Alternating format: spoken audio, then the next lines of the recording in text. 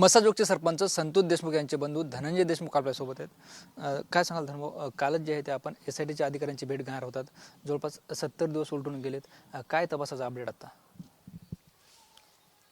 ज्या दिशेने तपास चालू आहे, जी त्यांची म्हणजे काही गोपनीय इन्क्वायरी आहे, ती योग्य दिशेनं चालू आहे. आम्ही त्याची मागणी वारंवार केलेली आहे. आणि जो फरार आरोपी आहे कृष्णा आंधळे, त्या संदर्भात पण आम्ही मागणी करतो की त्याला लवकरात लवकर जेरबंद करा आणि पुढील तपास करा, अशी आम्ही मागणी करत आहोत. आपण बघतोय पोलीस यंत्रणा जे ते अलर्ट आहे, मात्र कृष्णा आंधळे अजूनही सापडत नाही. या सर्व जे प्रकरणात कृष्णा आंधळे किती महत्त्वाचा आरोपी आहे असं तुम्हाला वाटतं? नाही, आता त्या ह्याच्यात जर कुठं ह्यांना सांधा भेटला, ह्यांना ह्यांना ह्याच्यात जर एखादा कच्चा दुवा तयार झाला, तर त्याची जिम्मेदारी कोण घेणार आहे? हा नाही शोधला, समजा हा नाही सापडला, ह्याने किती पुरावे नष्ट केलेत, ह्याने काय काय प्रकरणं केलेत, अगोदरची त्याची पार्श्वभूमी, तर हे सगळ्या गोष्टीवर जी यंत्रणा आहे त्या यंत्रणेला नक्कीच घेराव घातल्याशिवाय लोक राहणार नाहीत.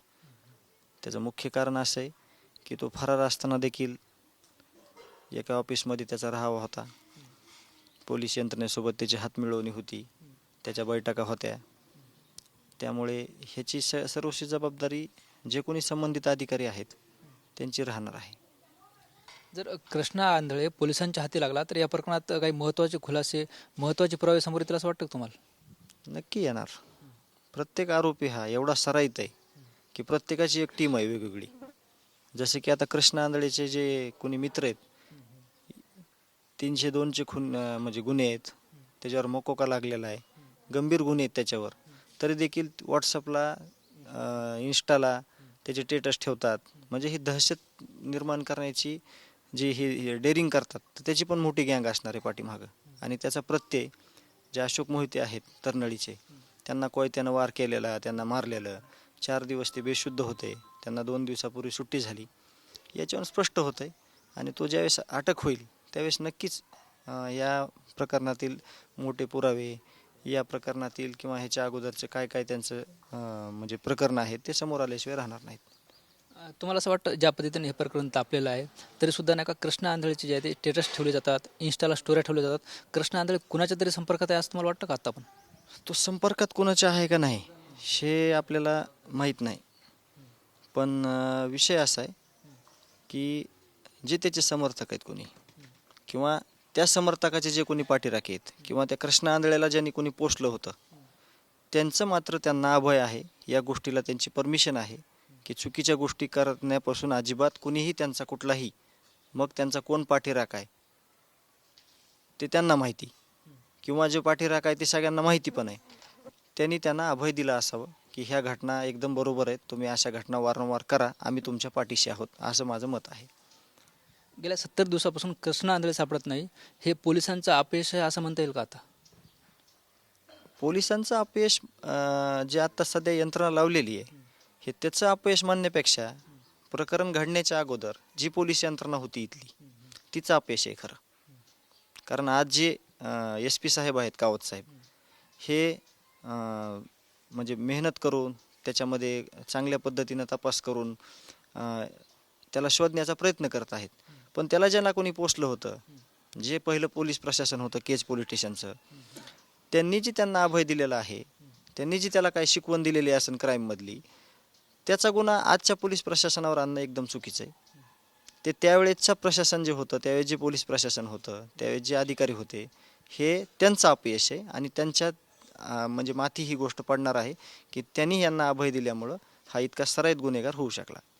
म्हणजे हे सगळं पोलिसांचं अपयश आहे, मात्र तत्कालीन पोलिसांचं आहे. दुसरा विषय असा धनभाऊ, आपण जर बघितलं तर देशमुख कुटुंबियांना न्याय मिळावा यासाठी जे आहे ते अनेक राजकीय नेते, सामाजिक संघटना, सामाजिक कार्यकर्ते आक्रमक झालेत, तुमच्या पाठीशी उभे राहिलेत, समाजही मोठ्या प्रमाणात पाठीशी उभं राहिला आहे. त्यात एक महत्त्वाचं नाव म्हणजे सुरेश धस.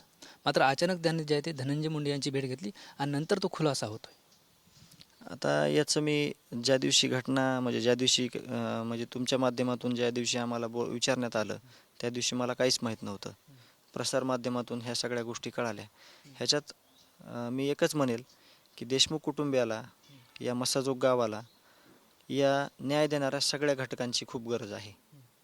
कारण इथं जर पहिल्या दिवशी ज्या दिवशी घटना घडली त्या दिवशी मनोजदादा येत नव्हते, FIR होत नव्हता, तर ही जी खून आहे ह्यांनी 8 ते 10 दिवसात पचवून टाकला असता, एवढी मोठी ह्यांची भ्रष्ट ताकद होती. हे वेळोवेळी स्पष्ट झालेलं आहे. ते असं स्पष्ट झालेलं आहे की बीडचे PI यांच्या ऑडिओ रेकॉर्डिंग, व्हिडिओ त्यांचे आरोपी सोबतचे, याच्यातून स्पष्ट भूमिका किंवा स्पष्ट कळालेलं आहे की ह्याच्यामध्ये काय होऊ शकलं असतं. तर मला असं म्हणायचं की जे त्यानंतर काही लोकप्रतिनिधी आहेत, काही सामाजिक संघटनेतील लोक आहेत, यांच्याकडून गावाला, कुटुंबियाला एकच आमची भावना आहे की तुम्ही आमच्या लढ्यामध्ये येऊन आम्हाला न्याय मिळवून द्या. आणि यामध्ये म्हणजे तुम्ही कसं वागताय, तुम्ही कुठली गोष्ट करताय, हे समाजासमोर येतच आहे. आणि आम्हाला फक्त अपेक्षा ही आहे की आम्हाला कुठलाही दगाफटका बसला नाही पाहिजे. आमची एक अपेक्षा आहे अशी. आपण फक्त सुरुवातीपासून जरांगे पाटील सुद्धा तुमच्या कुटुंबियांसोबत आहेत. मात्र धस यांनी मुंडेची भेट घेतल्यानंतर जरांगे पाटील सुरेश धस यांच्यावर संतापले. ते म्हणाले की त्यांनी मराठ्यांना धोका दिला आहे. नाही, याच्यात कसं आहे, दादांची एक ह्याच्यामध्ये भावना खूप मोठी आहे. याच्यामध्ये दादांचा एक निर्णय खूप मोठा आहे. ह्याच्यातला एकही आरोपी सुटला नाही पाहिजे. ही टोळी सगळी जेरबंद झाली पाहिजे, यांना फाशीची शिक्षा झाली पाहिजे. म्हणून त्यांनी त्यांचं जे म्हणजे व्यक्तिमत्व आहे, ज्या भावना आहेत त्यांच्या, ते त्यांनी व्यक्त केल्यात. त्याच्यात काहीच चुकीचं नाही. कारण का दादांना असं वाटतंय की हे जे झालेला खून आहे, परत समाजामध्ये ती घटना दुसऱ्या वेळेस किंवा त्याचा पुन्हा अशी घटना घडली नाही पाहिजे. त्यांचं असं प्रामाणिक मत आहे, म्हणून ते बोलतात. त्यांचं एकही वाक्य, एकही चूक नाही. कारण का ते ह्याच्यात इतकी तळमळ करतात. आजारी असताना 8 तास इथं रस्त्यावर बसणे ही खूप मोठी गोष्ट होती. आणि त्यांनी त्या पहिल्या दिवसापासून जे आत्तापर्यंत त्या ह्याच्यात जे पाठपुरावा केला आहे, त्यामुळे सगळे जे तपास यंत्रणा आहे यावर चांगल्या प्रकारे नियंत्रण असून तपास त्या दिशेनं चालू आहे. त्यांची ती भूमिका मांडत आहेत. बरं, आपण बघितलं तर आकाच्या आका मनात सुरेश धस यांनी धनंजय मुंडेवर गंभीर आरोप केले होते. पीक विम्याचा घोटाळा असेल, त्या पालकमंत्री असताना कामात झालेल्या चौकशीची मागणी केली आणि अचानक अशी भेट. मनात चलबिचल आता आहे तुमच्या? नाही, चलबिचल थोडी नाही. त्याचं कारण असं आहे की जो समाज आहे, जे गाव आहे, जे कुटुंबीय आहे आणि आदरणीय मनोजदादा आहेत आणि लोकप्रतिनिधी आहेत, सामाजिक संघटनातील लोक आहेत, या लढ्याला स्वतःच्या अंगावर घेतलेला आहे त्यांनी. हा जो घटनाक्रम आहे, हा जी घटना आहे, ही एका देशमुख कुटुंबियापुरती, एका गावापुरती मर्यादित न ठेवता हे लोक रस्त्यावर आलेले आहेत. आणि इतकी गंभीर घटना आहे, ही घटना हे पुढं सगळे मिळून घडू देणार नाहीत. आणि आम्हाला पण प्रामाणिक अपेक्षा तीच आहे की याच्यामध्ये कुठंही आम्हाला दगाफटका झाला नाही पाहिजे, एकही आरोपी सुटला नाही पाहिजे.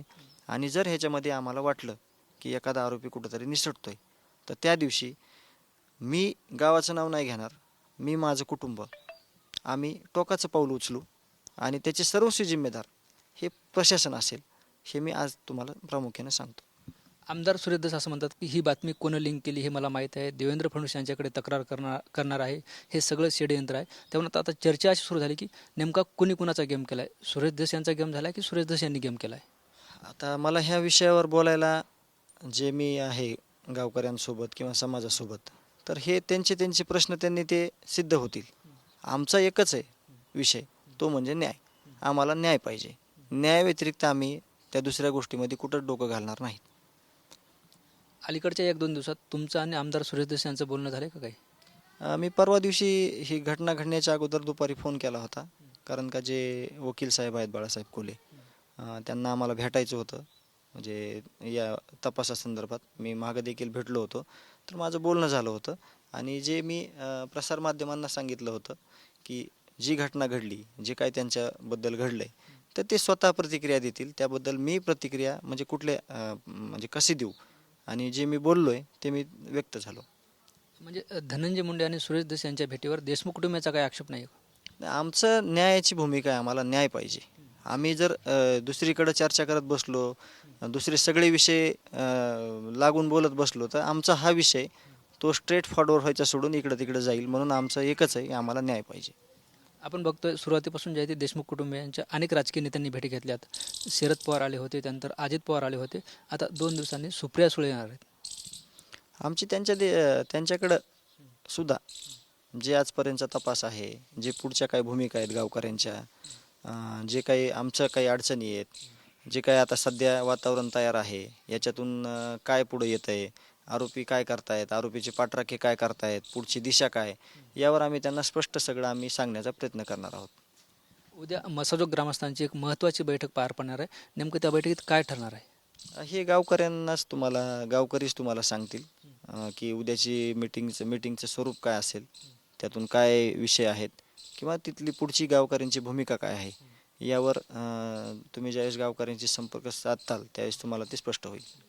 खरं तर कालच तुम्ही SITच्या तपास अधिकाऱ्यांची भेट घेणार होते, तर आता ही भेट कधी होणार आहे आणि नेमकी तुम्हाला आता काय माहिती अपेक्षित आहे किंवा तुम्ही त्यांना काय देणार आहात का पुराव्याच्या अनुषंगानं?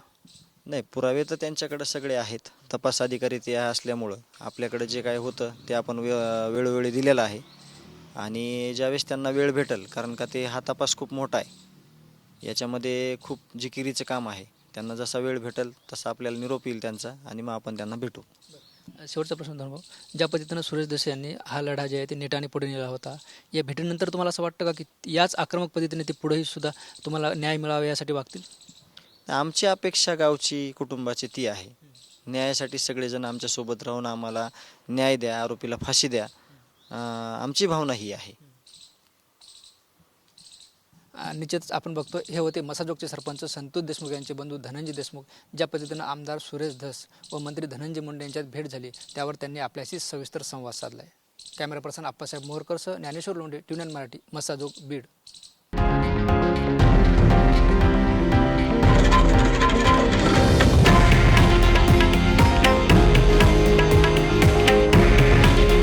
हे आहे देशातील नंबर 1 न्यूज नेटवर्क आणि आपण पाहत आहात TV9 मराठी. काळजी तुमची, हित महाराष्ट्राचं.